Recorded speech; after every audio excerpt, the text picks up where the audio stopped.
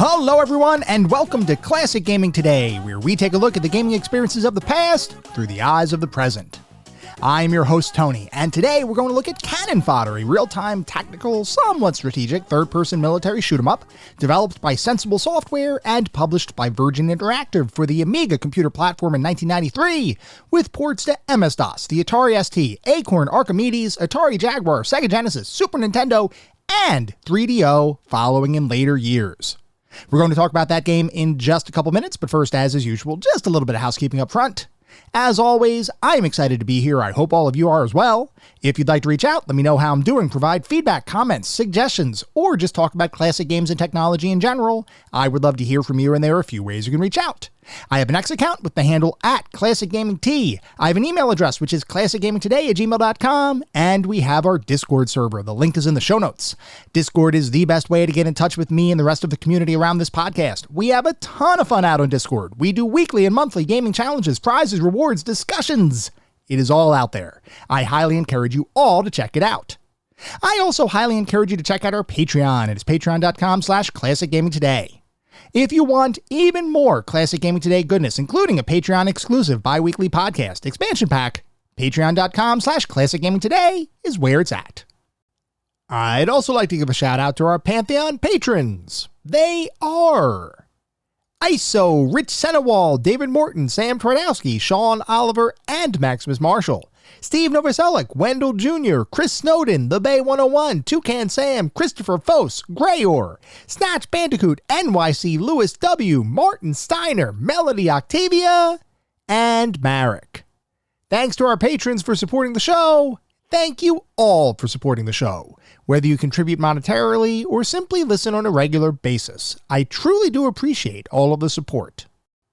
Before we start diving deep into Cannon Fodder, I thought it'd be a good idea to let everybody know why I chose Cannon Fodder for today's episode. And the fact is, the reason Cannon Fodder is today's game of the day is because last week, during our Shareware Showdown episode, Cannon Fodder won the showdown. So the way this worked, and the way I thought about it, was we were going to do this Shareware Showdown episode, and I was going to pick a bunch of different games, semi at random, from a Shareware compilation disc that I was able to find on the Internet Archive. So I started to play through all those games, and Cannon Fodder was one of those games. And when I first played it, I thought to myself, this is interesting. It's an interesting experience, but it's also really challenging, sometimes frustrating, and kind of made me want to punch a hole through my computer monitor. Luckily, I did not do that, but I've got to say, as I was playing Cannon Fodder, I went on a roller coaster of emotions. On one hand, the game felt really good to play. There was a certain degree of gameplay and depth to gameplay, even though it was incredibly simple, that really grabbed me and made me want to keep playing the game. On the other hand, I thought the controls were finicky. I thought the difficulty could sometimes be way overtuned, especially because you might be waltzing through a jungle and then out of nowhere, a random bullet by an enemy walking in a different direction than you are might hit you and kill one of your squad mates. And because you have limited squad mates available, that could be a very bad thing. So I got really frustrated with the game, but I also kind of wanted to keep playing it.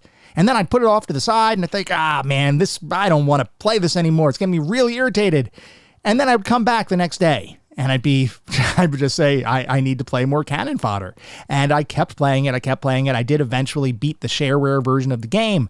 But when I beat the Shareware version, I was not fulfilled. I still wanted more Cannon Fodder. And I started thinking to myself, well, hey, maybe I need to play the full version of the game. Now, there were other games that we played during the Shareware Showdown episode that were definitely good experiences, and I could definitely see myself playing any number of games from last episode. But for some reason, Cannon Fodder really sunk its hooks into me, and I wanted more. I wanted to experience more of that simple yet really addictive combat. I wanted to see what different types of missions would be on display in the full version of the game. I wanted to see how the overall difficulty would ramp, because the shareware version kind of picked random missions and threw it together. It wasn't like it was sequential from the beginning of the game like you would get with the main retail release. It was random missions, and it even felt like there were more missions than the actual advertised amount of missions within the game. The shareware version was advertised as having 20 different, not missions within the context of cannon fodder, because we'll talk about what a mission is a little bit later, but it had 20 different stages, I'll say, is the way that the shareware version was marketed. Well, I'm going to tell you right now, I played more than 20 different stages within the shareware version of the game. I don't know exactly what that number was, but it was definitely more than 20. And some missions would be really easy, others would be incredibly complex, and sometimes the incredibly complex missions might happen very early in your shareware playthrough. And I thought to myself, is this the way the game was released? Is this the kind of difficulty spikes that were out there? And I was really curious. I felt like I had to know. I had to know what that retail experience felt like, because I looked up some of the mission lists from the retail experience, and I looked up the different phases that made up those missions, and there were some phases in the early game in the retail release that I never even saw in the shareware release. So I was super curious about what that real retail version of the game would feel like. At the same time, as I was doing research for the different games that I played during last week's Shareware Showdown, I noticed that Cannon Fodder had originally been released on the Amiga. And I have told you all that the Amiga is a personal blind spot for me. I did not have an Amiga system when I was growing up. I still do not own an actual Amiga system even today. I have played a few Amiga games over the years, and I even did a couple for the podcast. But at the end of the day, the Amiga is not a system that I have a ton of personal experience with.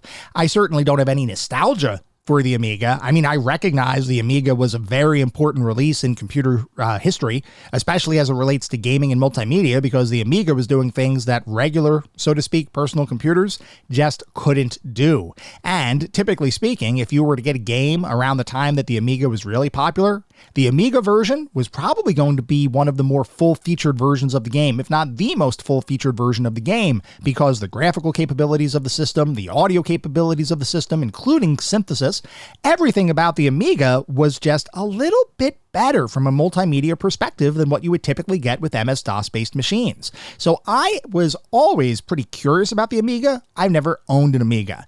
And that is definitely a blind spot that I am trying to rectify as I continue to go through and play different games. And certainly as we look at different games for the podcast, I want to continue to expand my overall knowledge of the Amiga ecosystem. So when I found out that Cannon Fodder was originally released on the Amiga, and it was made by a company, Sensible Software, that was arguably one of the most premier developers for the Amiga ecosystem, I thought to myself, well, that is a combination too good to pass up. And even beyond that, I really wanted more Cannon Fodder. I really wanted to play more of the game.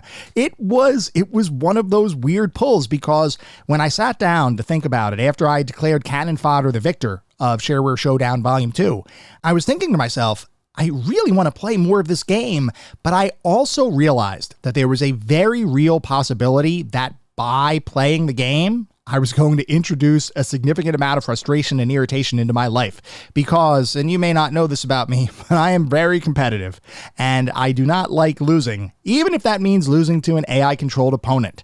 I will get pretty darn salty as I play some of these games, especially ones that I think have what I would consider unfair difficulty in some instances.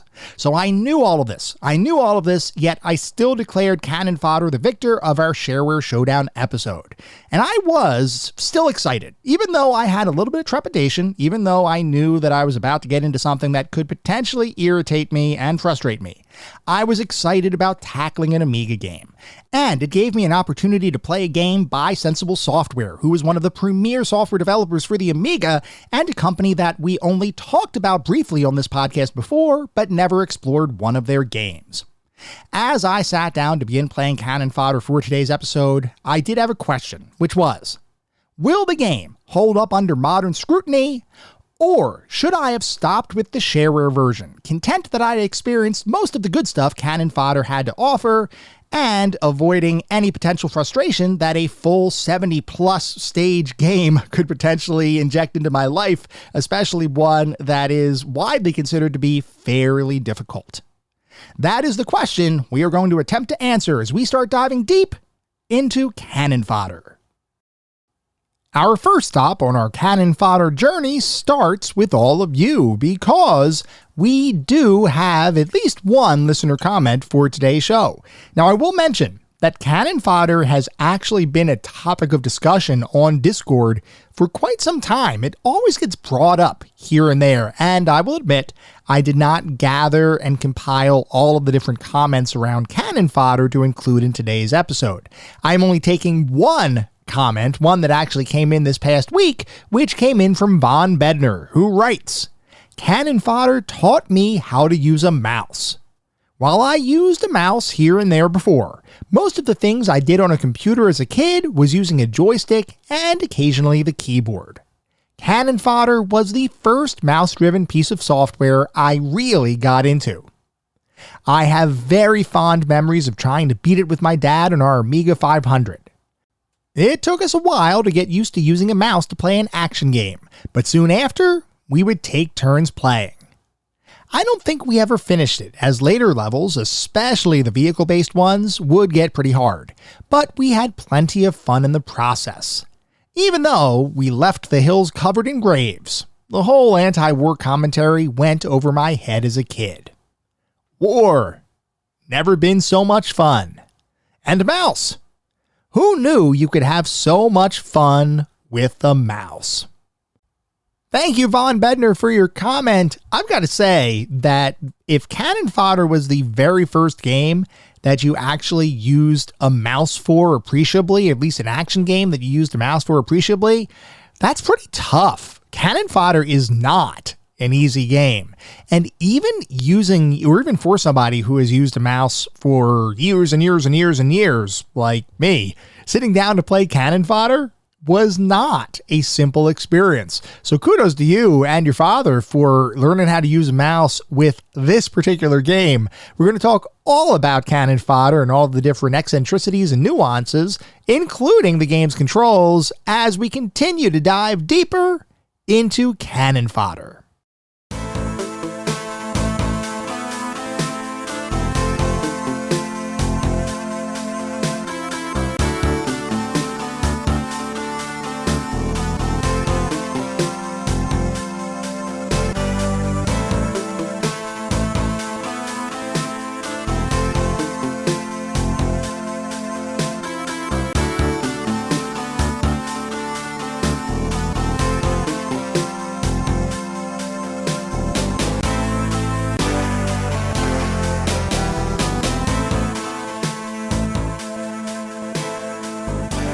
Cannon Fodder is a real-time tactical, strategic, third-person military shoot-'em-up developed by Sensible Software and published by Virgin Interactive for the Amiga computer platform in 1993, with ports to various other computer and home console platforms following in later years.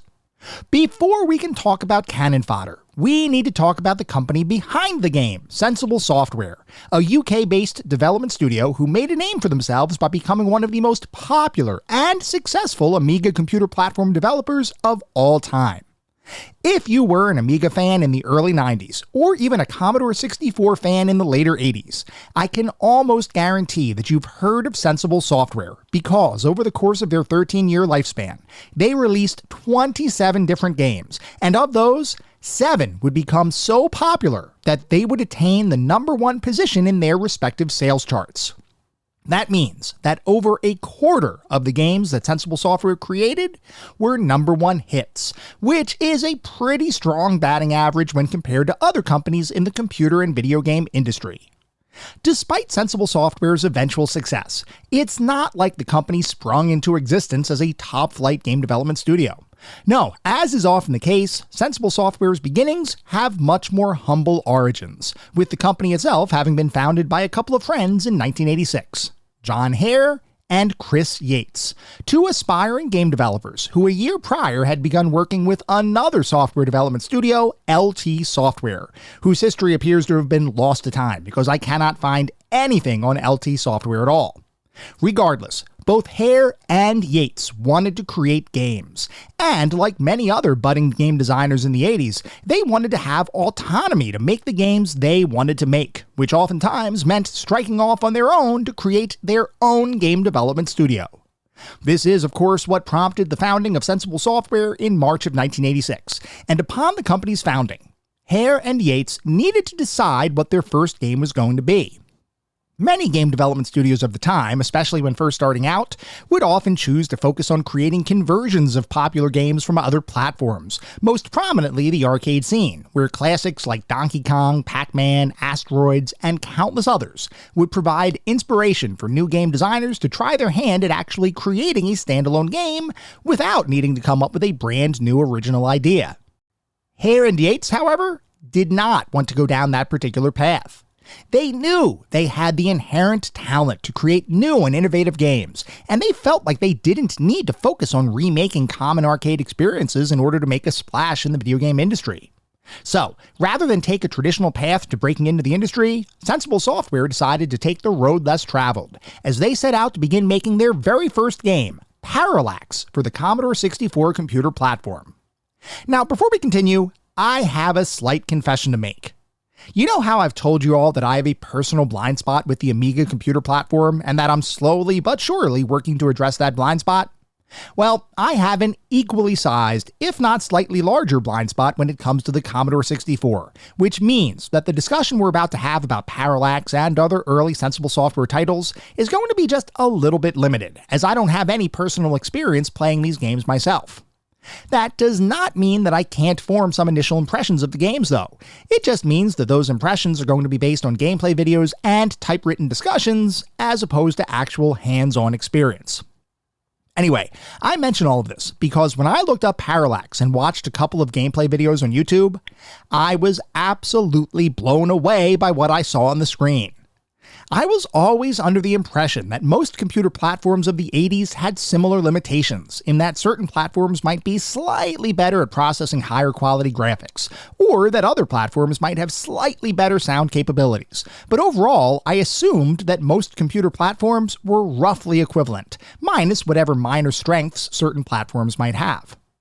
Well, after watching some gameplay from Parallax, Sensible Software's first game, I can safely say that I want to explore the Commodore 64 library more than I ever have before. Parallax is effectively an action-oriented space-based shoot-'em-up that is a bit deeper than that categorization would suggest. The game itself consists of two different modes. In one, you're controlling a spacecraft, flying around a very smoothly scrolling environment in any direction you choose while attacking other enemy craft. And in the other mode, you're progressing through a series of on-foot adventures as you attempt to rescue your astronaut crew who had previously been captured. The really cool thing, though, is that you can freely shift from one mode to the other. By flying to various locations, you can land your spacecraft and then proceed on foot, exploring various buildings, fighting various enemy scientists, and attempting to decipher the coded messages needed to progress through the game. An intriguing gameplay mix that, at least based on my limited exposure to the title, certainly seems much more advanced than most other computer-based titles I have personally been exposed to from around the same time.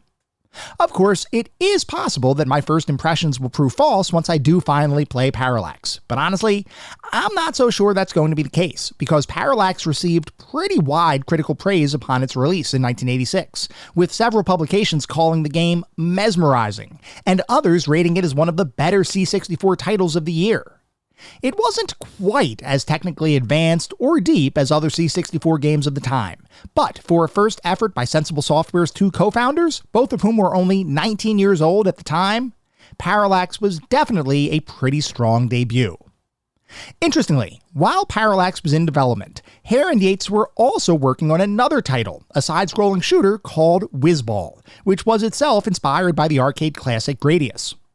Whizball was conceptualized as an advanced, for the time, side-scrolling shooter, where players would progress through a series of horizontally scrolling levels, with the ability to move up and down to different vertical slices of a given level via different pathways that would appear on the screen. As work progressed on Parallax, Whizball would be put on the shelf to eventually be revisited, simply because Hare and Yates hadn't yet figured out how to create the impressive Parallax scrolling routines that the team eventually wanted to utilize on the game. Through their work on Parallax, Yates and Hare would eventually figure out how to make those scrolling routines work.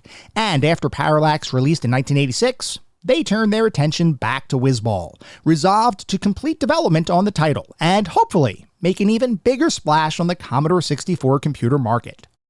Well, if Sensible Software's debut effort was a hit, their follow-up effort would be an absolute blockbuster, as Whizball would be met with universal critical acclaim and would be declared by many to be one of, if not the best original game ever created for the Commodore 64. Countless critics and players alike loved Whizball, and even today, if you ask C64 aficionados about the best games on the C64, I can almost guarantee you that Whizball would be near the very top of their lists. Now, as with Parallax, I haven't yet played Whizball, but watching a couple of gameplay videos, I can instantly see why Whizball was such a success when it released in 1987, and can certainly understand why it is still held in such high regard. With the release of Whizball, Sensible Software had proven that their debut success wasn't a fluke. The company was just a highly talented and innovative team who could seemingly do no wrong.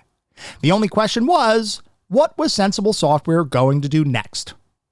Well, the answer to that question is actually a little bit unique, as rather than release a brand new game, they decided to release a brand new game development toolkit entitled Shoot 'em Up Construction Kit, otherwise known as SEUCK.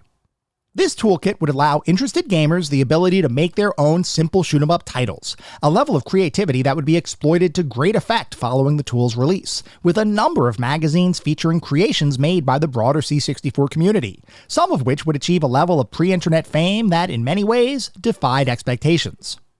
SEUCK was another well-received release by Sensible Software, who continued to work on a variety of titles that, while not always achieving mainstream success, were all considered by anyone who played them to be quality gaming experiences.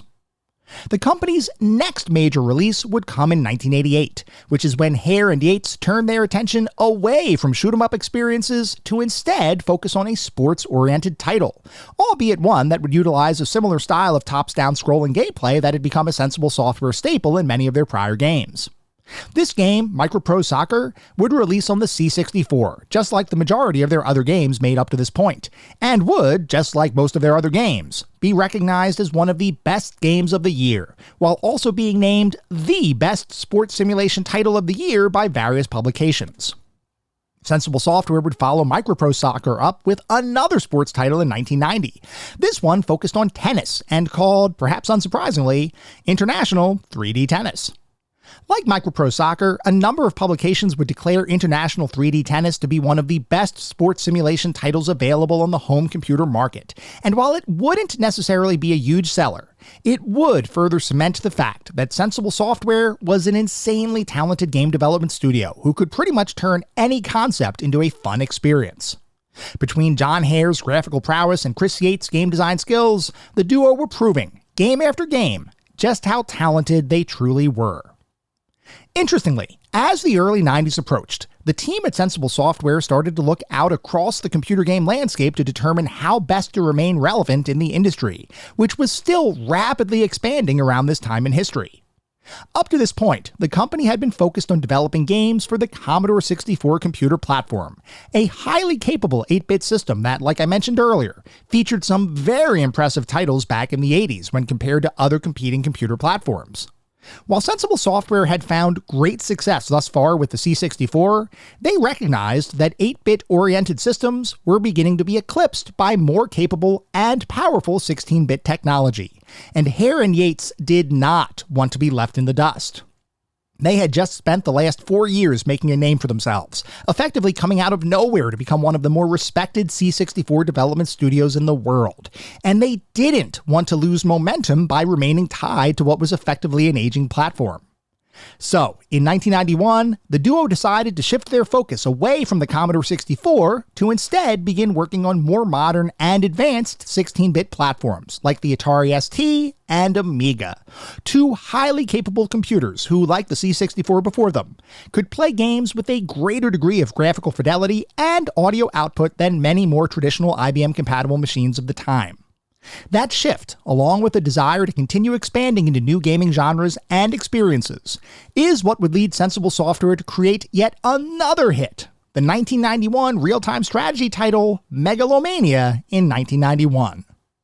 At this point, you might be thinking to yourself, wait a second, a real-time strategy title in 1991? Tony, I thought you said on a prior episode that Dune 2 by Westwood Studios was one of the first true real-time strategy titles ever released, or at least the one that brought all of the different RTS elements together into a cohesive unit. And Dune 2 didn't come out until 1992. What gives? Good question, I might reply, before letting you all know that yes, while Dune 2 was one of the first real-time strategy games that exhibited most of the elements that we consider genre standards today, it certainly was not the only real-time strategy title on the market. And the fact is, Megalomania did predate Dune 2 by a year, and did include a number of real-time strategy elements that make it seem pretty darn similar to what Dune 2 would eventually accomplish in 1992. To all of that, I can simply say, you're right. I will freely admit that I had no knowledge of Megalomania before I sat down to begin creating this podcast episode. For example, I didn't realize that Megalomania would be one of the first RTS games to include a fully developed technology tree as a core design component of the game. I also didn't realize that there was a completely fleshed out resource management system in the game, along with the ability of units to evolve over the course of playing the game, similar to how unit upgrades would work in future real-time strategy titles. And even more, I didn't realize that Megalomania, in its original incarnation on the Amiga, would become recognized as one of the best games of the year, and further recognized as one of the best Amiga games ever created, even when looked at retrospectively. It is absolutely crazy to me just how much success Sensible Software was experiencing during its C64 and Amiga days. I don't think I've ever used the phrase, one of the best games of all time, so many times when referring to any other development studio on prior podcast episodes. And the even crazier fact is that we haven't really gotten to Sensible Software's biggest hits yet, the first one of which would release 1 year later in 1992, and would perhaps become the most recognized and respected game in Sensible Software's entire gamography. That game would be known as Sensible Soccer. Sensible Soccer was envisioned as a sort of spiritual successor to Micropro Soccer, Sensible Software's first soccer-related title for the C64 back in 1988. Though interestingly, Sensible Soccer did not start its life as a planned successor to that game. To understand how Sensible Soccer came to be, we need to take a bit of a step back and talk about Sensible Software's approach to game design.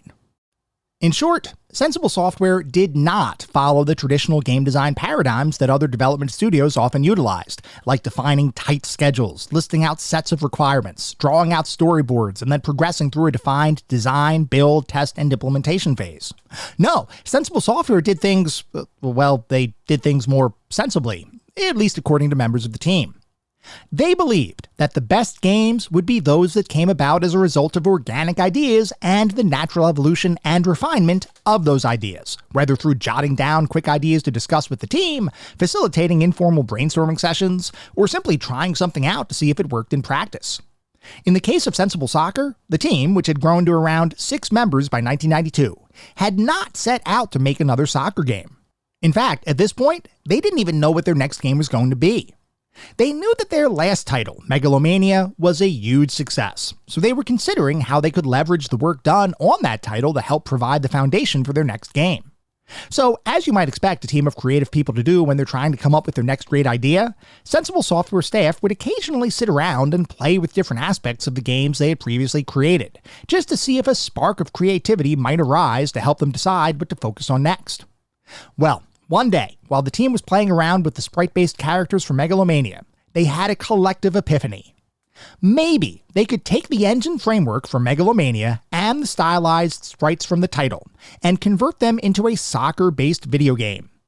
They had already created a well-received soccer title with Micropro Soccer, and given how talented the team was in general, coupled with all of the experience they had gained over the years, there was a strong belief that creating another soccer game, this one utilizing the power of the 16-bit Amiga computer platform, could eventually result in even greater success for the company.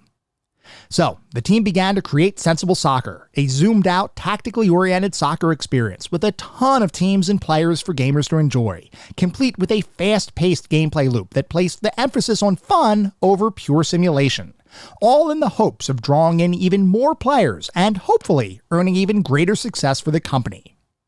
The only question was, would this latest soccer title continue Sensible Software's streak of high-quality releases? The short answer to that question is, are you kidding me? Because yes, Sensible Soccer would continue Sensible Software's hit game streak, and even further, would quickly be recognized as one of the best Amiga games ever developed before spawning an entire franchise of related games that have sold over 2 million copies over their lifetime. For anyone who owned an Amiga, Sensible Soccer would become a nearly essential purchase, and Sensible Software, even more than before, would become synonymous with quality Amiga entertainment. At this point, you might be wondering when Sensible Software's luck would run out, because they've been on the kind of streak that you typically only see in movies, not real life. If you're thinking Sensible Software was done churning out the hits though, you would be wrong, as just 1 year after the release of Sensible Soccer, Hare, Yates, and company would be ready to release their next brand new game, switching genres yet again to hopefully bring their unique gameplay stylings to the world of real-time tactical shoot-'em-ups. The team knew that their underlying technology and the engine that powered their games could be used for a variety of different gaming genres. The thought was that as long as the team continued coming up with fresh and original ideas, then their technology would undoubtedly support those efforts. Which is why, when Sensible Software was deciding what their next game was going to be, they decided to lean away from soccer, and lean away from real-time strategy, and lean away from traditional shoot-'em-ups, to instead create the kind of game that would prove, once and for all, that war had never been so fun. That game was, of course, Cannon Fodder. Cannon Fodder got its start as an evolution of the gameplay featured in Megalomania, with an overriding goal to introduce more direct control over the various units built into the game, as opposed to the somewhat more hands-off approach prevalent in Megalomania. According to John Hare, Cannon Fodder's lead designer, the core concept behind the game was simply to be a strategy title where players could, and I quote, send groups on missions, which is perhaps the most generic description of a tactical action title that I've ever heard. Still, from those very vague beginnings, the premise behind Cannon Fodder would begin to be born. The team began to work on the core concepts behind the game, which would end up featuring a variety of missions for players to take squads of soldiers through, in the hopes of keeping enough of them alive to make it through the entire game. Early on in the development of Cannon Fodder, there were grand ambitions to create different soldiers with a variety of attributes that could impact how any given mission would play out, like having it so that only certain soldiers could use explosive weaponry, or restricting certain vehicles to only be usable by a subset of your squad. But ultimately, that complexity was reduced dramatically throughout the creation of the title, with the final result being a squad of 300 uniquely named soldiers that were pretty much identical to one another, short of any rank advancement that might occur by keeping a given set of soldiers alive from one mission to the next. This process of coming up with ideas, trying them out, and then eliminating ones that seemed like they might detract from the fun of the game, or simply not work within the context of the game, was something Sensible Software prided themselves on, because if nothing else, the team was, well, sensible, in that they weren't afraid of throwing out an idea if it meant a game would be better in the long run. From the perspective of everyone on the team, their one goal was to make games that were fun and would have long-lasting appeal, and experimentation was pretty much the name of the game across the entire team. They would try different designs out to see what worked and what didn't, and would eventually end up with an integrated framework for a game that everyone agreed represented the best ideas that the team could come up with. This, in a nutshell, was the Sensible Software design process, and it would be used in every single one of their most popular games, including, of course, Cannon Fodder. Interestingly, while Cannon Fodder's development cycle progressed largely without issue, the game would eventually face some controversy shortly before its official release. The issue, it turns out, has to do with the perceived intentions of Sensible Software in creating a violent war game, and their use of a symbol that, in their home country of England, held special significance to wartime veterans. According to Sensible Software, as they were creating Cannon Fodder, they never intended to make a game that would be perceived as sensationalizing war. In fact, the company was adamantly against war, and they actually wanted to show anyone who played the game just how brutal and futile war could be. This is why, according to John Hare, the game featured individually and uniquely named soldiers who, upon their death, would have a gravestone erected on the hill that appears before every single mission. Hare's belief was that by assigning a name to your soldier and seeing their marked grave when they ended up dying, Sensible Software was essentially saying that war has consequences, and that the people who died during your campaign, while obviously virtual, were not, in his words, faceless sacrifices. Other elements of the game would juxtapose this fairly pervasive theme, such as Cannon Fodder's theme song, which clearly states in its opening bars, "War has never been so fun." Anyone close to the project has suggested that the team's intentions were not to glamorize war, but was instead to show how senseless war could be, and claimed that the dark, tongue-in-cheek humor that the game sometimes employed was a means to that end. That's all well and good, and if the game and its marketing campaign were simply left at that, there likely wouldn't have been any controversy. People would have believed what they wanted to believe, whether that was believing Sensible Software's articulated intentions or not. The issue, however, was that as part of the game's marketing, and even on its original retail box, Cannon Fodder would prominently feature a red poppy, and some of you might be wondering why that could possibly be a controversial choice. Well, it turns out that the red poppy Sensible Software used as part of their game's packaging and marketing bore a striking resemblance to the Remembrance Poppy, a symbol that various countries, including England, used to commemorate the military personnel who had died during wartime. To countries who recognize the symbol, the red poppy is meant as a token of remembrance for the unfortunate loss of life that can occur when wars wage on, and especially for family members who had lost loved ones in battle, and veterans who themselves survived while losing friends and companions. The red poppy is a symbol with significant meaning. So, when various war veteran support groups, like the Royal British Legion, saw a similarly designed red poppy being used for the marketing of a game called Cannon Fodder, which involves up to 300 of your own soldiers being killed in potentially gruesome ways, and features a theme song with the phrase, "War has never been so fun," you would be forgiven for thinking that the intentions behind that marketing were anything but pure. This started a back-and-forth battle between war veteran groups, Sensible Software, and numerous publications, with one side declaring the use of the poppy to be an egregious and grotesque offense to millions of people, while the other side claimed the use of the poppy was actually an anti-war statement, as reinforced by John Hare's sentiments that I relayed previously. Regardless of which side was ultimately justified in their beliefs, the end result was that the poppy was removed from the game's retail box, and any advertising campaigns featuring the red poppy in conjunction with Cannon Fodder would quickly shift away from using that iconography. Though interestingly, the red poppy does in fact still appear on the title screen in the game itself. Whether this was viewed as a compromise or something that was simply unseen by the broader non-game playing population, I'm not entirely sure. But regardless, things were not totally smooth sailing leading up to Cannon Fodder's eventual release. And speaking of that release, Cannon Fodder would eventually hit store shelves in December of 1993, and would quickly become recognized as one of the best games of the year, one of the most addictive games the Amiga computer platform had ever seen, and in the eyes of many, one of the best games of all time.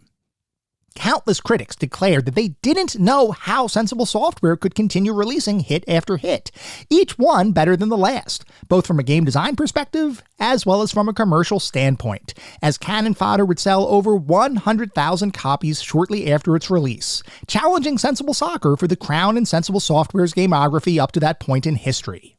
Some critics even declared Cannon Fodder to be a nearly perfect game, with the only real complaint levied against the title being the fact that the game had a finite number of missions, which meant it was going to be over eventually. A couple of critics even said Cannon Fodder was better than real life, and that anyone with a pulse should play this game. I'll let you all know whether I agree with that conclusion in just a little bit, but for now, suffice it to say that Cannon Fodder was yet another huge success for Sensible Software. Cannon Fodder would be ported to a variety of other computer platforms and home consoles, and in almost all instances, the game would be met with similar critical acclaim, becoming recognized as one of the best games for any platform that it appeared on, and its success would eventually spawn a sequel made by Sensible Software itself, as well as a number of cancelled attempts at a third Cannon Fodder entry supported by the game's original designers, before eventually coming to life as a licensed title made by Game Factory Interactive and involving none of the series' original development team. That release, Cannon Fodder 3, wouldn't be nearly as well received as the two titles worked on by Sensible Software itself. And while I do personally think a new Cannon Fodder that stayed true to the source material, albeit with modern niceties, could be a big seller today, the simple fact is that as of right now, it certainly appears that the Cannon Fodder series has unfortunately met its demise. Which is a shame, because for a period of time, Cannon Fodder was yet another gleaming jewel in Sensible Software's crown, and the company, for its part, would continue releasing various titles over the years, many of which would be tied to its most popular series of games, Sensible Soccer. Unfortunately, despite Sensible Software's success in the 8 and 16-bit era of computer entertainment, the company would eventually have a major issue transitioning to the 32-bit systems and platforms that started to release in the mid to late 90s. Various attempts at adopting 3D technologies and modern-for-the-time design paradigms would fall flat, and even though the company continued making games for the Amiga, its popularity and the overall usage of the Amiga platform itself would wane as the 90s progressed, until eventually in 1999, Sensible Software would be sold to the UK publishing company Codemasters. While company co-founder John Hare continues to act as a designer for various Codemasters titles, including more modern iterations of Sensible Soccer, the magic that permeated Sensible Software and its string of successes from the 80s and 90s no longer exists. A disappointing end to a talented team who, for most of its existence, was widely regarded as one of the best development studios on the planet. Like I mentioned earlier, I did not have all that much exposure to Sensible Software before I started creating this episode, but now that I do, I really want to check out their games. And that exploration of Sensible Software's gameography is going to start today with Cannon Fodder. Having just played the shareware version for last week's episode of the podcast, I thought that I already had a pretty good idea of what to expect as I sat down to begin playing the full retail release for today's discussion. My question, though, is whether playing through the whole game would truly be worth it, or if I should have stopped at the shareware version, an experience that, while addicting, could also be insanely frustrating and downright unfair at times. We're going to attempt to answer that question now, as we dive even deeper into Cannon Fodder.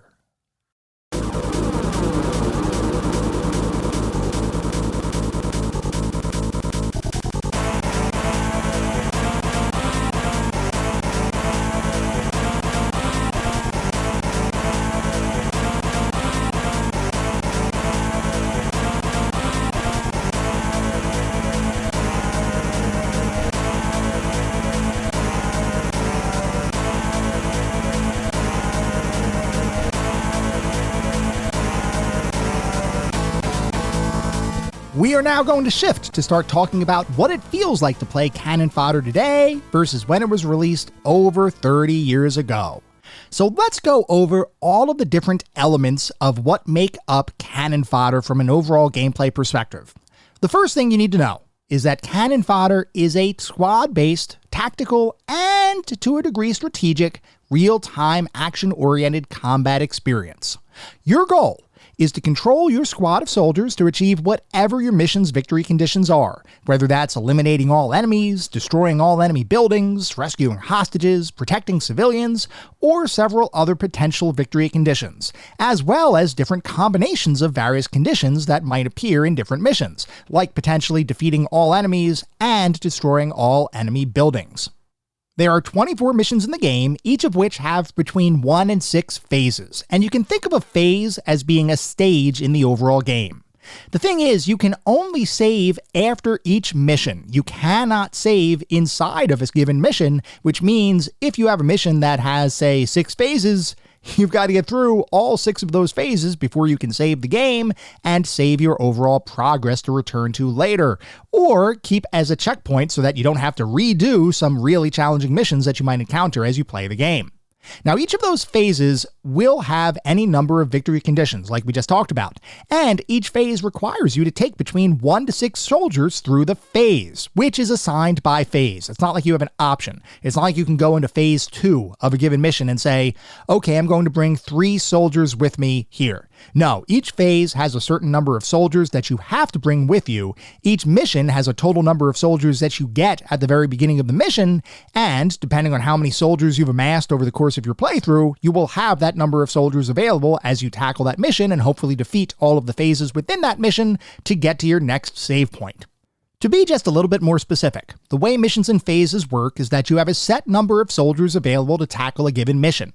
You'll start the game with 15 soldiers, and every time you have a successful mission, meaning completing all of the phases associated with the given mission, you will gain an additional 15 recruits. Each of those recruits, which I find is interesting, was named individually. That was a really nice touch, and soldiers can persist from mission to mission, assuming you keep them alive, and they can actually gain in rank all the way up to becoming a general, with each rank providing a slight benefit to overall soldier reaction time, accuracy, and overall combat prowess, at least according to the way the game was supposedly designed. I say supposedly because keeping your soldiers alive is a huge challenge, which means I didn't really have all that many soldiers that made it up to high ranks until later in the game when ranks were given a little bit more freely. Every 3 missions, your overall base soldier rank will level up, which means while you might start the game with a bunch of privates, let's say, by the time you get to mission 9, maybe you have a bunch of, I don't know what the rank is, but let's say it's sergeants, just as an example, or for the sake of discussion. So you will start to raise your overall base level of competency within your soldiers. But even with that, I will say that while I guess ranks do provide a certain degree of additional combat prowess for certain soldiers, I never was able to really test that all that conclusively, and later missions when I was going in with my base, albeit raised, level of rank for each of my soldiers, I was able to do okay once I figured out the secret to each mission. The thing is, and this is something we're going to talk about a lot later on, Cannon Fodder is not an easy game, so it does behoove you to try to get as many beneficial things in your back pocket as you can. And if ranking up your soldiers gives you a little bit of benefit, that's definitely something that you want to have ready to go. Anyway, your goal, as you might imagine, is to maintain enough of an army to successfully complete all 24 missions, which, let me tell you, is easier said than done, because in Cannon Fodder, death is persistent. Let's say you enter a given missions phase with 4 soldiers, and only 1 survives. Well, that means you've just lost 3 soldiers, and they cannot be revived or brought back. They are gone forever.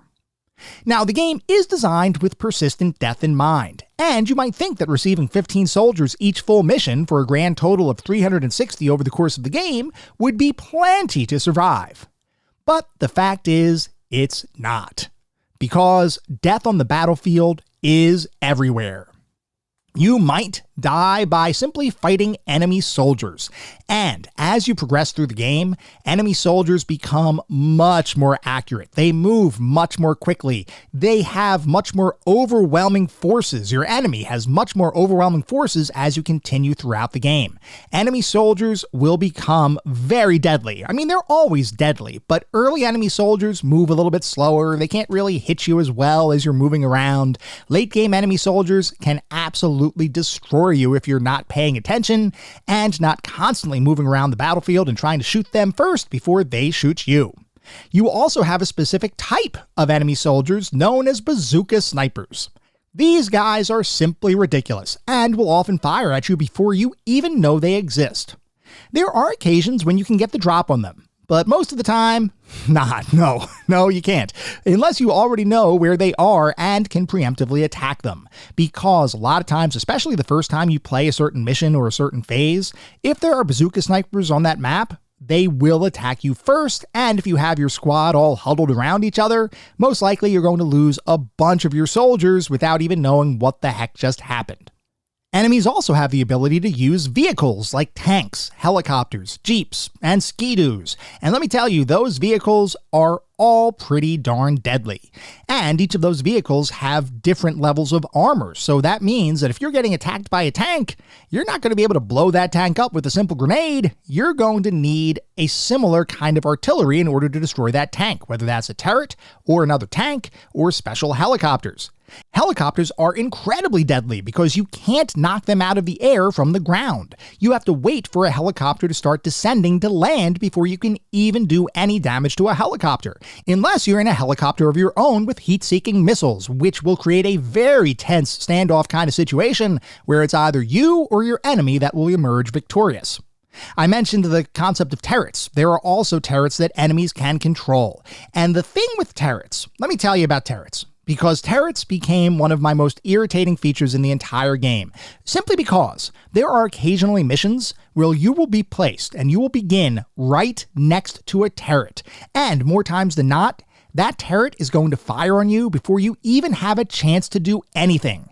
I'm not even kidding. You will load into a mission, and as the game screen is fading in, you will have already heard a turret fire and you'll see a missile flying towards your location. Let me tell you, that can be a real kick in the nuts when it happens, though you can mitigate that impact by hitting the escape key if you notice a turret firing on you when you load into any given phase. Escape quits the phase and allows you to try again, and if you hit escape before the turret hits your troops, you'll end up not losing any soldiers, even if that missile does eventually blow up near your troop, simply because you've hit escape already and the game works sequentially. So it received the escape command, it knows that means quit and restart a given mission or a given phase, and the turret didn't land or the missile didn't land before you got out of the game. So, it's something that you can use, and I will admit that I did use that to avoid losing troops in a number of phases. Now, you might think that sounds cheap. Yeah, sure. About as cheap as loading a mission and having a turret already firing an explosive shell into the center of your squad of 6 troops, guaranteeing at least a few deaths and occasionally a total wipe, literally, and I mean literally, before you can do anything. There are a fair number of missions that also contain some environmental traps, and most of those traps are nearly, if not completely, invisible. This requires trial and error to learn where those traps are and how to avoid them. Simply navigating around the game world also provides some additional difficulty, because if you go near a cliff or over a bridge, you might think that would be a simple enough task to complete. But no, because as your troops are navigating, it's very possible that your troops will accidentally fall into a chasm or walk over a teeny tiny hole on a bridge, making them plummet to their deaths. The bottom line is, death is everywhere in Cannon Fodder, and it's even made more challenging by the fact that in almost all instances, enemies are going to get the drop on you. Though a good chunk of the time, if you are quick and you know what's coming, you can avoid a nasty death, as long as you're facing a couple of foot soldiers.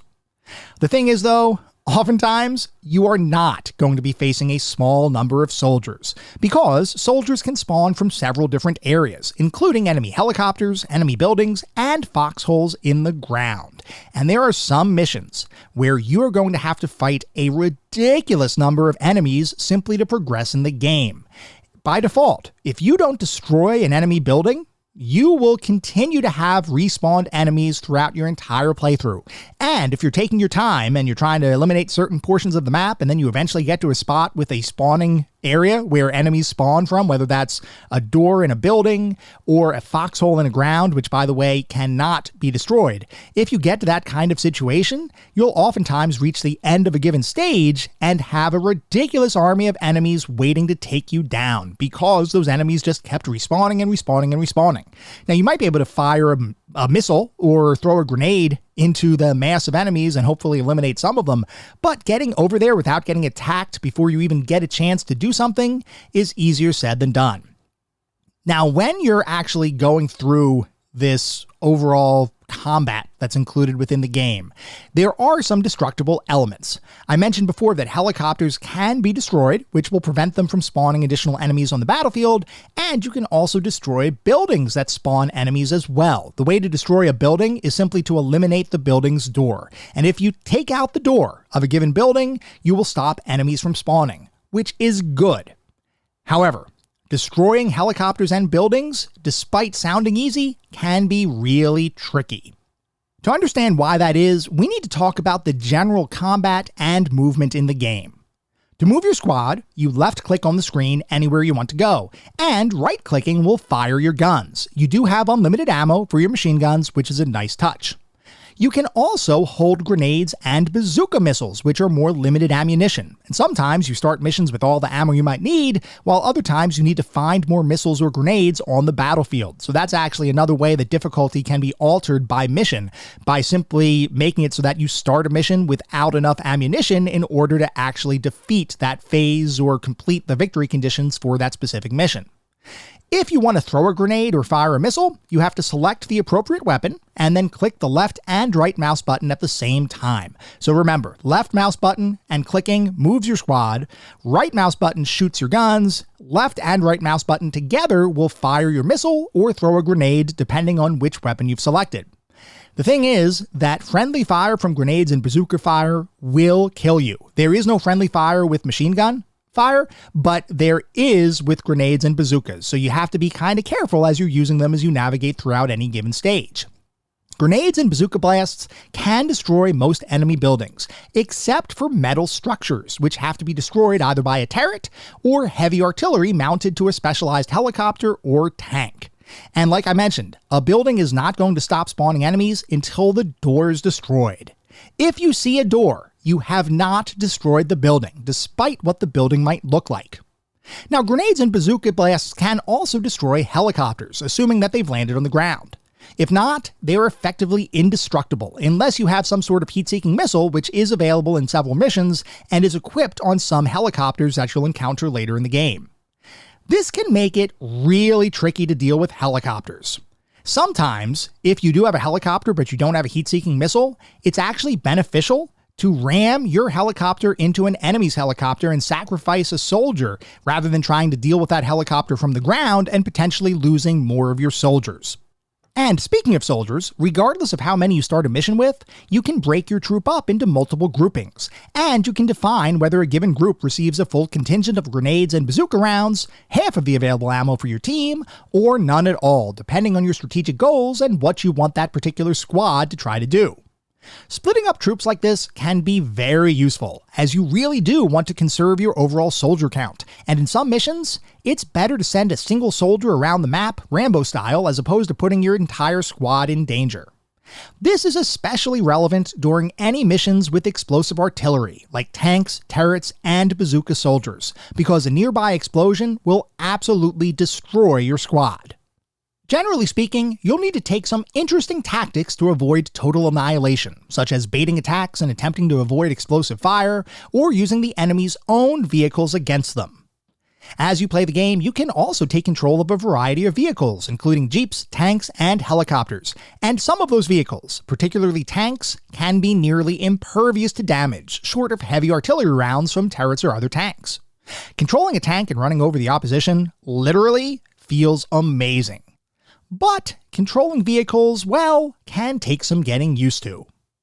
The key to using vehicles successfully is to hold the left mouse button down and move your mouse around the screen. The vehicle will generally follow your cursor, albeit being a bit delayed, but you can get pretty darn proficient at moving vehicles around and surviving a good chunk of vehicle-based encounters once you learn to move your vehicles successfully. Getting to that level of proficiency, though, can take some time, and I will freely admit that I spent a good chunk of the early game missions despising vehicle missions, especially any that required jumping ramps. It turns out I just needed to get used to the vehicle controls, and once I did, I began to actually really enjoy vehicle-based missions. Anyway, the only other item to note about moving around the battlefield and interacting with the world is the fact that some missions allow you to control turrets, which is great, but you need to be really careful because enemies will swarm you and grenade you and destroy your turret. And occasionally, a mission will become totally unwinnable when that happens. Because each mission and phase presents certain situations that oftentimes need to be conquered in fairly specific ways, Cannon Fodder is almost like an action puzzle hybrid. If you go into a mission and assume you can tackle it any way you want, you're going to be pretty darn disappointed. I mean, sure, you can technically try to beat a mission however you want to, but most of the time, you'll need to try a mission multiple times to get the right strategy down. Otherwise, you may end up running out of ammo or losing a critical vehicle or turret that you need to use to complete an objective, or potentially, you'll simply lose too many troops to be effective in later missions. It was not uncommon for some very challenging missions to absolutely destroy my troop reserves, and the fewer troops you have as you play the game, the greater the risk of losing all of your troops and getting a game over. At the same time, there's no way you can possibly know what a given mission is going to hold until you try it for yourself. So over time, I developed a strategy for maintaining my troop reserves while still progressing through the game. What I ended up doing was trying to complete a mission regardless of how many troops I might lose, just to learn each mission and its phases. Once I figured out a winning strategy on each phase, I would then go back to my prior save and try the mission again, with the intent of minimizing total soldier losses and maintaining my overall troop count. This does mean that you'll be playing missions multiple times in order to maximize your chances of victory, and I know it might sound crazy to suggest that you need to play a very challenging mission again just to preserve your soldier counts. But let me ask you a question. What feels worse, trying to beat a mission multiple times, or getting super far in the game before realizing that your troop stores are so low that you've effectively locked yourself out of completing the game? I would argue that rerunning missions is the better alternative. The good thing is, once you figure out a mission strategy, the next time through really is dramatically easier than your first attempts. To put it into perspective, I once had a mission where I lost well over 60 soldiers the first time through. Eventually, after replaying it multiple times, I ended up losing only 5 soldiers, which set me up for future success way more than if I simply accepted my first subpar mission success. Unfortunately, despite having a good strategy, sometimes things just don't go your way, and actually, this is one of my biggest complaints with the overall game, and one that drives a degree of artificial difficulty that provided frequent frustration as I played through the title. And actually, now is probably a good time to talk explicitly about difficulty in cannon fodder. Overall, cannon fodder is a very difficult experience, like want to punch your hand through a wall difficult. Now note, I do not condone punching anything while playing the game, but I can guarantee there will be many times where you will want to destroy things, simply because the game is ball-crushingly hard at certain points throughout your playthrough. And this difficulty comes in various forms. I mentioned that each level is kinda like a pseudo-puzzle kind of experience, and trying to figure out the puzzle of each level can be really challenging. Overall, that's a fine concept, and I don't mind having to figure out how to tackle a certain mission in order to come out on top. It might take a while to figure out, but once you do, you begin to understand the balance at play between every element of a given mission and phase. The quote-unquote puzzles here are designed surprisingly well, but they are also pretty darn difficult to figure out. The bigger issue, though, is randomness. This is a major critique I have of the game. There are going to be occasions where you'll be walking around the battlefield, and a bullet that any other time would miss you will this time hit you. Or you may be approaching a turret to blow it up, and 9 times out of 10, the turret will not respond to your presence until you're fairly close to it.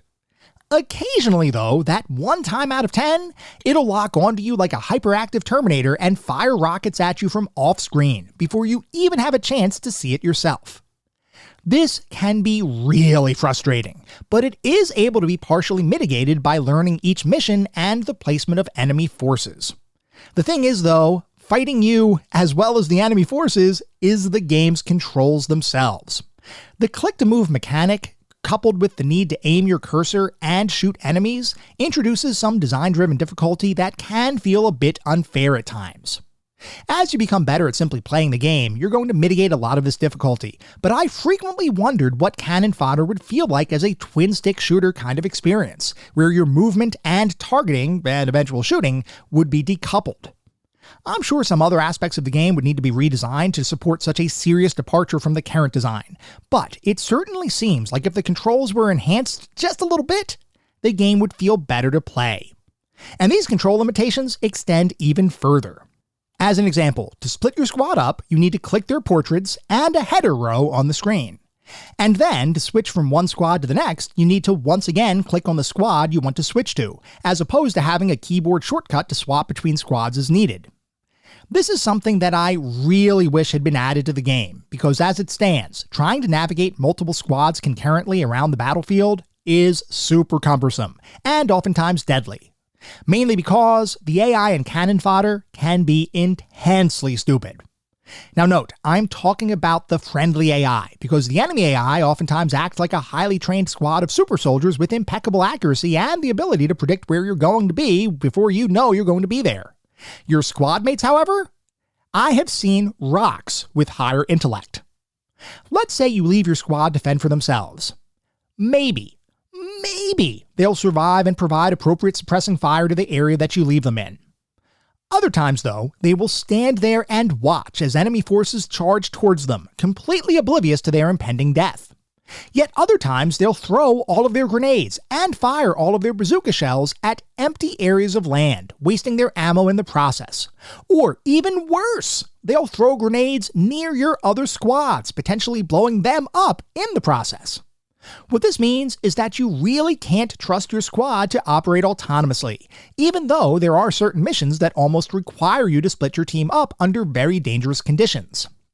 And because there is a serious lack of keyboard shortcuts available, and because the mouse is used for moving, aiming, shooting, managing your team, and swapping between squads, you have a situation where the simplicity of the controls coupled with the stupidity of the friendly AI actively works against you, and introduces some unexpected difficulty to the overall experience.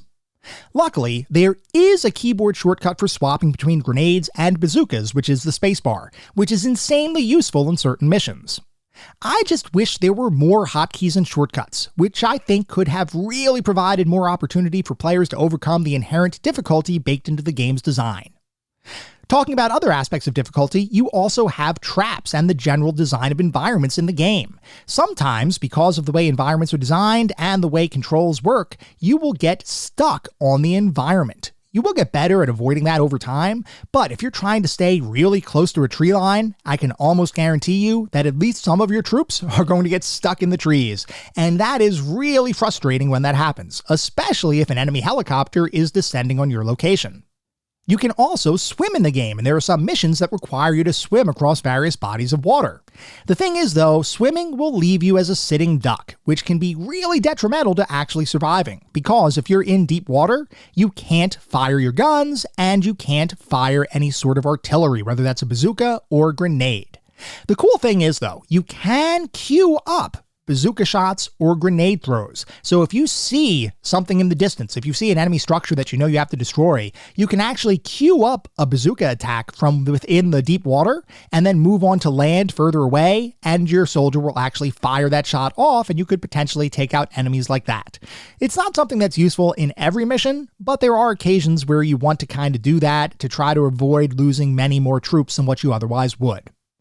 And finally, from a difficulty perspective, the fact that you have multi-phase missions, some of which have up to 6 very challenging phases, without the ability to save inside of a mission itself, can make things really punishingly hard. The bottom line is that cannon fodder is very difficult, so much so that there are a huge number of people who have declared online, "Yay, cannon fodder! I love this game!" I only played missions 1 through 5 over and over because the rest of the game is so challenging, but otherwise, awesome game. Or you might see comments like this: I made it up to mission 8, and then that was it. I never saw anything beyond that mission. Or some people say, there are 24 missions in the game? I only ever saw a handful. Still though, great game.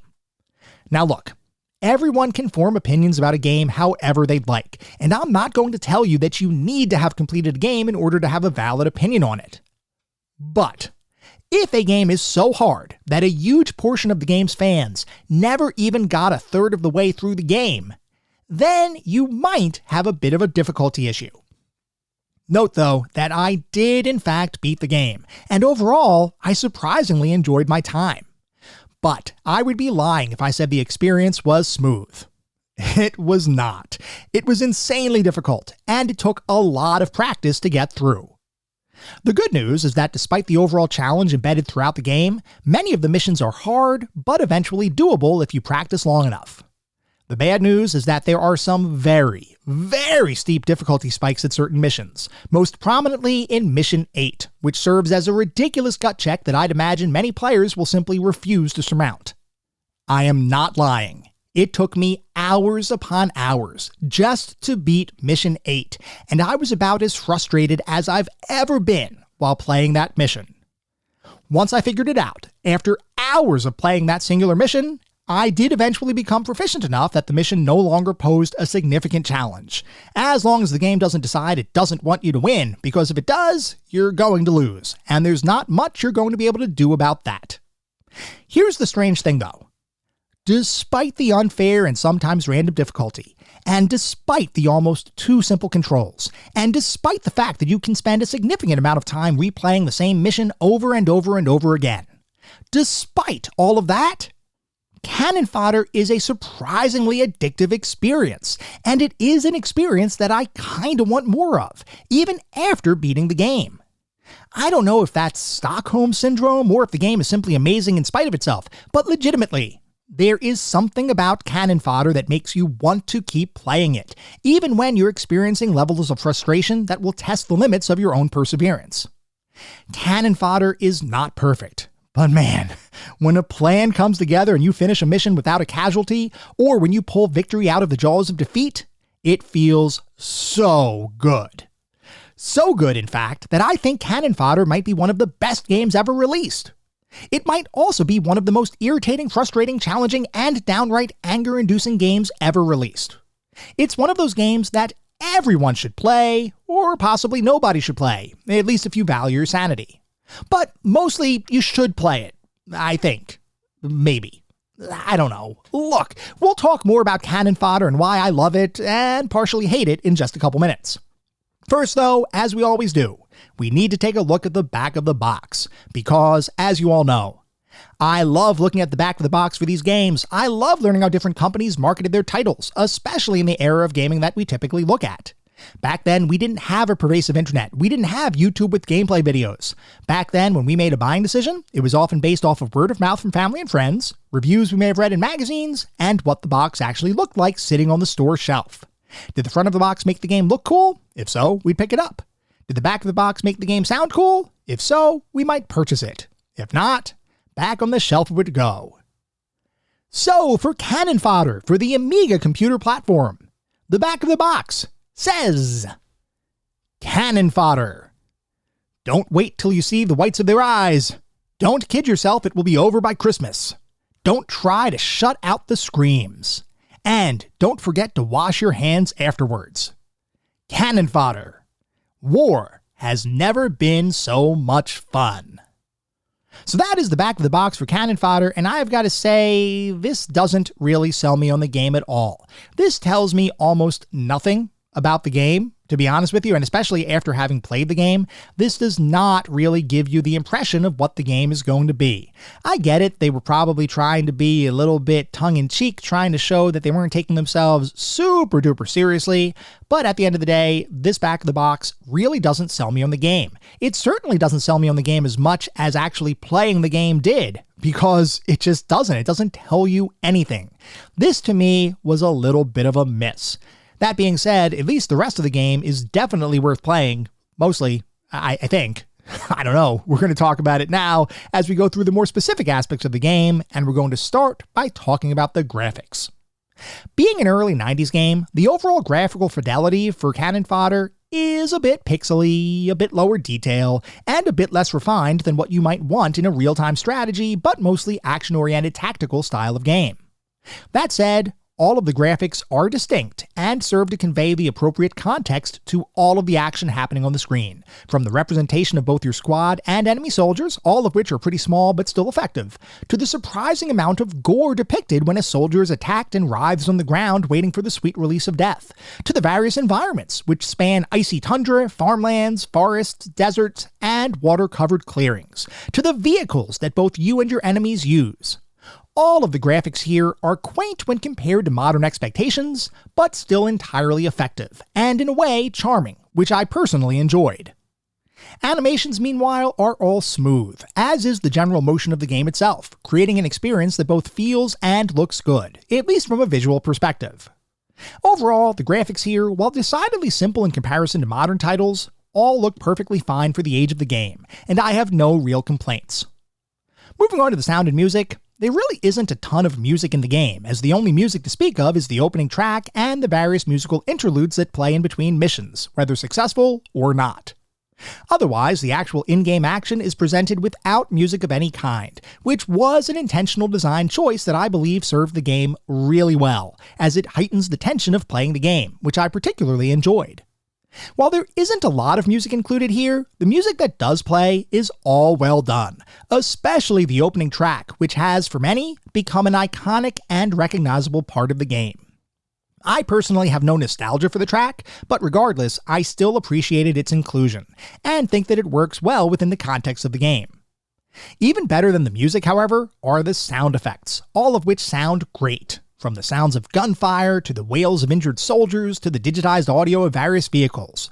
All of the sound effects here are awesome, and truly serve to enhance the immersion of the overall experience. The bottom line is that the auditory environment is all pretty great, and fits in with the action on the screen perfectly, especially the sound effects. Definitely a job well done by the audio team. Moving on to the narrative and story, there really isn't any story to speak of, or at least there isn't an overarching narrative throughout the entire game. Each mission is presented as a sort of standalone experience, and each phase of a given mission, while often sharing a common environment, are also mostly disconnected from any broader plot or story. Each mission and phase does contain specific objectives to accomplish, and you can sort of construct your own narrative of sorts to tie some of the missions together. But the fact is, any connection here is primarily driven by your own imagination, not anything presented in the game itself. The focus here is on the gameplay and the individual scenarios that you have to tackle, and from that perspective, I don't really miss having a narrative included in the game. And in fact, I'm not even sure the game would be appreciably better if a story was included here. As you all know, I am a huge proponent of narratives in gaming, though I'm also a huge proponent of only including a narrative where it makes sense.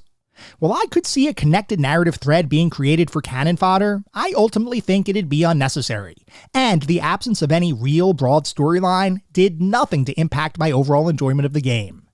In this instance, it's a case of no story, no problem.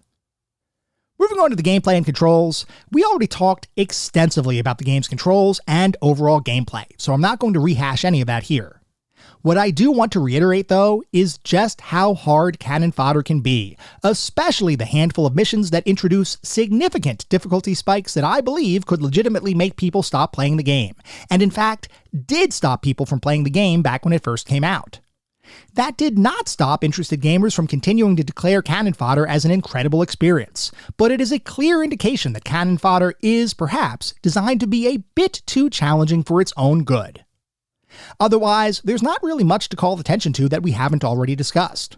Cannon fodder is great, but it's also incredibly frustrating at times, and I do wonder if the game could have been made even better if the difficulty was tuned down just a little bit, or the controls were improved just a little more. And I admit, I'm still a little on the fence about my overall feelings on the game. It had really high highs and infuriatingly low lows, occasionally during the same play session, and that degree of bipolarity is something I don't usually experience. Does that mean the game is special or cursed? I honestly don't know. So, what is our verdict on cannon fodder? Well, like I just mentioned, I've been on the fence about cannon fodder, and I feel like this is one of the more difficult rankings I've had to do, because on one hand, I love a lot of different aspects of the game. On the other hand, though, I experienced some of the most frustrating and rage-inducing situations ever while playing cannon fodder. The question is, does the game do enough right to offset how pissed off the game made me? While my feelings, like I've been talking about, are complicated, my answer is surprisingly simple. Yes, cannon fodder, despite being an experience that made me want to punch holes in real-world walls, is ultimately a really good game, and one that I think does a ton of things right. Do I think you should play it? That's trickier to answer. I think there's definite goodness here, and if you go into it with the right frame of mind, that being someone who is expecting a brutally difficult game that can only be conquered after hours of failure, Then you'll likely find an experience that, despite the frustration, becomes an addiction that you want more of, even after it beats you mercilessly without a second thought. If, however, you prefer your gaming experiences easy and breezy, stay away. Stay far away. Cannon Fodder is a good game, but it's also the kind of game that will make you go insane, one infuriatingly difficult mission at a time. At the end of the day, I've got to go with my heart with this one, which is why Cannon Fodder is ultimately a solid addition to our list of golden oldies. Part of me wanted to induct Cannon Fodder into our pantheon of classic gaming, because it is a classic for a reason. It's just that there are elements of the gameplay, namely the difficulty, that makes it so unapproachable and user-unfriendly that I can't in good conscience add it to those hallowed halls. If there were just a few tweaks to the game's overall design, I believe Cannon Fodder would have been a strong Pantheon entrant, but as it stands, it just narrowly misses the mark, which is why I feel comfortable declaring that Cannon Fodder more rightly belongs in our collection of golden oldies.